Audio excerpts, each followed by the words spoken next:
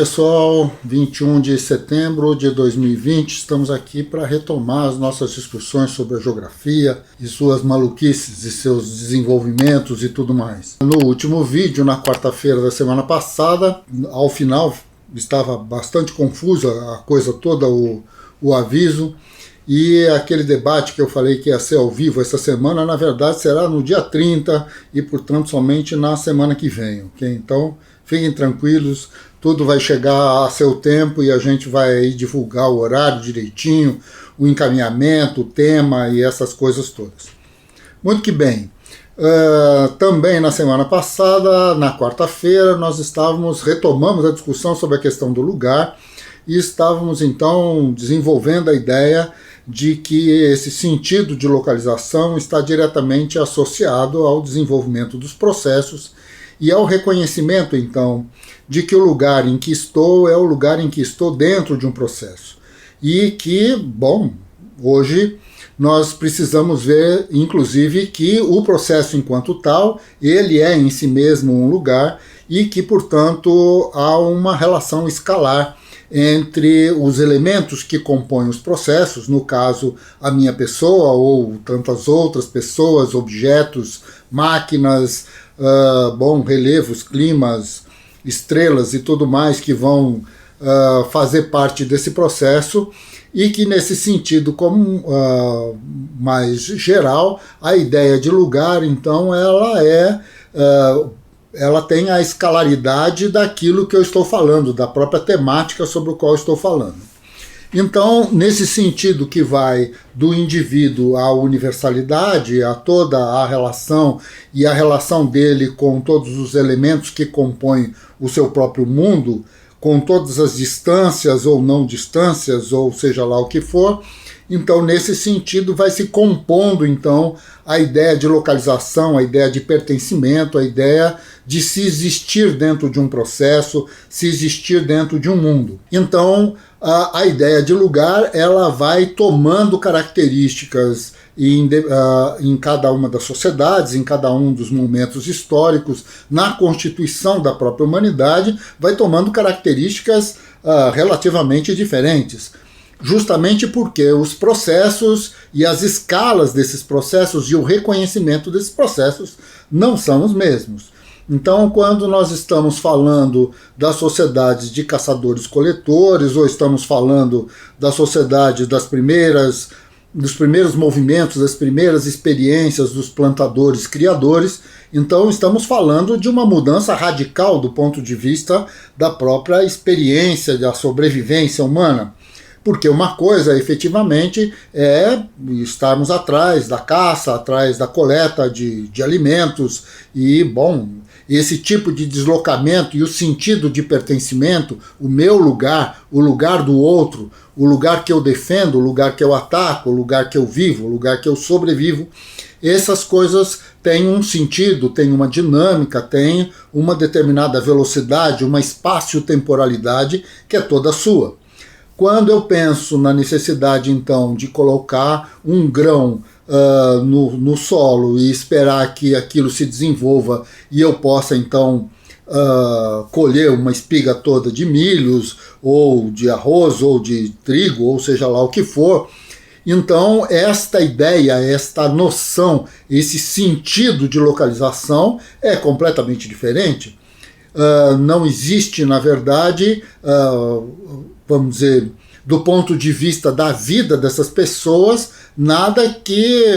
me diga que o tempo, a escala, a forma sejam idênticas. Na verdade, estamos falando de duas maneiras de viver, e ao falarmos de duas maneiras de viver, estamos falando de duas geograficidades, de duas ideias de pertencimento, de duas ideias de localização. O meu lugar é o lugar da produção, o lugar da espera, o lugar da... eu não caço um animal, eu espero a reprodução dos animais, espero e cuido deles, dou alimento para eles, vou protegê-los, vou fazer de tudo o que for necessário para que eles se mantenham vivos até que, ao chegar numa determinada idade, eu possa abatê-los e transformá-los, então, em alimento. Isso é uma coisa absolutamente diferente de eu sair por qualquer lugar armado com a necessidade, então, de encontrar algum tipo de caça. Essas relações são outras. É nesse sentido, então, que uma das discussões extremamente complexas, mas ao mesmo tempo colocadas de uma maneira aparentemente muito simples no texto do Marx e do Engels, A Ideologia Alemã, vai nos dizer deste processo, que é justamente a medida em que os excedentes de produção, as formas de apropriação da produção vão dividir o trabalho, vão dividir o trabalho da política, o trabalho do poder, o trabalho intelectual do trabalho manual. E, numa frase muito direta, logo no início da ideologia alemã, Marx nos propõe, então, o Marx e o Engels nos propõem que a cidade e o campo são a própria divisão do trabalho, a própria materialidade disso. Então, nesse sentido, esta relação, tal como a gente tem buscado refletir, está diretamente relacionada à complexificação das próprias relações, do conjunto de fios, do conjunto de nós, do conjunto da tessitura como um todo, que vai fazer então com que plantar aqui, armazenar ali, ter o trabalho escravo, o assalariado, ou seja esse, ou seja aquele, e viver na cidade, viver fora da cidade, ser a cidade o locus do poder político, o locus da classe dominante, o lugar onde o escravo está para servir diretamente à classe dominante, não necessariamente para produzir a sua sobrevivência, mas para garantir o seu conforto, seja lá o que for, e além das tropas, além das questões militares que envolvem o poder de Estado, até chegarmos na cidade moderna, a cidade moderna proletarizada, a cidade moderna onde aquele que está na cidade não está a serviço de uma forma imediata como se realizava na época das relações escravistas, mas está a serviço dentro do processo de produção de mercadorias, está dentro da fábrica, dentro do escritório, dentro da sala de aula, está proletarizado, está vivendo do salário, está então tentando arrumar algum para poder ganhar hoje para poder comer amanhã, pagar aluguel, comprar uma casinha, um apartamento, sabe lá, Minha Casa Minha Vida, alguma coisa que o valha, mas de qualquer maneira todo este processo que vai nos colocar em diferentes bairros, em diferentes meios de transporte, que vai dizer então se nós somos capazes de ter um automóvel, que tipo de automóvel, né? Em que velocidade, com que tipo de conforto, cada uma dessas coisas vai nos dar então esse sentido de pertencimento, esse sentido do estar. O estar dentro de um processo não é o estar no sentido do seu fechamento, do seu bloqueio, da sua coordenada, digamos como se eu estivesse trabalhando exclusivamente com duas linhas de um plano cartesiano. Não, a ideia não é essa. Mesmo que de alguma maneira isso faça sentido do ponto de vista do desenvolvimento do processo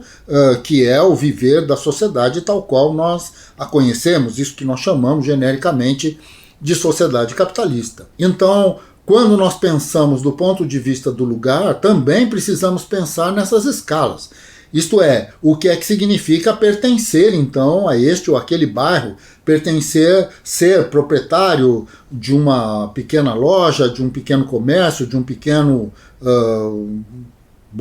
de um boteco, de um barzinho, ou seja lá o que for, ou ser associado e membro, então, de um conjunto de pessoas que são proprietárias de grandes empresas, que são associadas a essas empresas que vendem, então, as suas ações numa bolsa de valores e que especulam de todas as maneiras e que estão relacionadas, inclusive, a desse capital financeiro, a alguma coisa quase que etérea, quase que fora do mundo, quase como já se disse por aí, quase que um não lugar. Apesar de que o não lugar, eu diria que ele não existe. Mas assim, de qualquer maneira, a grande questão de tudo isso é que seja do ponto de vista cibernético, seja do ponto de vista da materialidade, da necessidade que determinados trabalhadores têm como tarefa para, cobrir de asfalto novas estradas ou tapar buracos das ruas, ou então produzir computadores, ou então dar aulas sobre mecânica quântica, não importa. A grande questão é que, de alguma maneira, essas relações, esses trabalhos, de uma forma extremamente importante, eles estão interconectados. Participar, então, sermos o que somos dentro da sociedade em que vivemos é, de alguma maneira, estarmos em todos esses lugares ao mesmo tempo. Pode parecer uma loucura, mas a grande questão é que a nossa geografia está determinada por essas relações, pelas condições dessa produção, pela condição técnica que nós dispomos, pelo mundo em que vivemos. Não é um determinismo no sentido de estarmos sumidos ao clima, porque na verdade a ideia do clima é que nós também podemos transformá-lo com um monte de equipamentos de ar-condicionado, ou seja lá o que for. Na verdade, nós vamos reconstruindo os ambientes, fazendo com que tudo isso, nas suas metamorfoses, vão se transformando em coisas cada vez mais padronizadas, para que todos possam participar das mesmas relações, com os mesmos patamares, com a mesma capacidade de consumo ou com o mesmo acesso, né, a essas capacidades. Isso significa que, de alguma maneira, existe uma reorganização do planeta. O planeta se reorganiza do ponto de vista da sociedade capitalista na busca de uma homogeneização que jamais ocorrerá, mas que, de alguma maneira, se estabelece a possibilidade, então, de termos equipamentos muito semelhantes ou até equipamentos produzidos em série e que são utilizados na China, no Japão, na Coreia, aqui na Europa ou no Brasil, ou seja lá onde for, e que esses aparelhos, com uma mesma linguagem, uma mesma estrutura técnica, conversam entre si e mantêm uma determinada unidade, um determinado sentido de localização, uma determinada geograficidade, que vai permitir, então, que a gente saia de casa, saiba exatamente onde fica a padaria da esquina para tomar um bom café da manhã com um pão na chapa, coisas desse gênero, e ao mesmo tempo em que estamos lá tomando o nosso café, pegamos nosso celular e ligamos com a ajuda do WhatsApp, ou seja, o que for, para alguém que está no outro lado do mundo, e falamos e tomamos o café, e vamos andando e vamos tocando a vida nessa multiplicidade que, na verdade, é um lugar só, não é? O meu lugar, o lugar em que estou e que sobre ele me reconheço, e em cada momento, nessa diferencialidade de ações que vão se constituindo pelas diferentes geografias com as quais eu tenho de participar. Porque num dado momento preciso participar da ideia de que ali estou tomando um café com pão, um trigo que eu não faço a menor ideia de onde veio, um grão de café que também não sei, aquela água não faço ideia como ela surgiu ali, mas tudo aquilo se conjuga e se estabelece enquanto uma unidade, enquanto um processo, enquanto um ato que se realiza na sua complexidade. Saio dali, não sei, pego um ônibus, pego um metrô, faço alguma coisa, vou ao trabalho, quando não tinha que trabalhar da maneira como nós trabalhamos hoje, mas vamos imaginar que uma parcela considerável de nós, os brasileiros, estamos aí andando de ônibus, com máscara, sem máscara e tudo mais. E nesse sentido nós vamos estabelecendo então relações, conexões. Não sabemos quem construiu o ônibus, não sabemos de onde veio o combustível, não sabemos, aliás, nem quem foi que produziu, pelo menos a grande maioria de nós não sabe quem produziu a máscara que nós estamos tentando usar ou então tentando rejeitar de alguma maneira. O que sabemos é que ali naquele lugar tem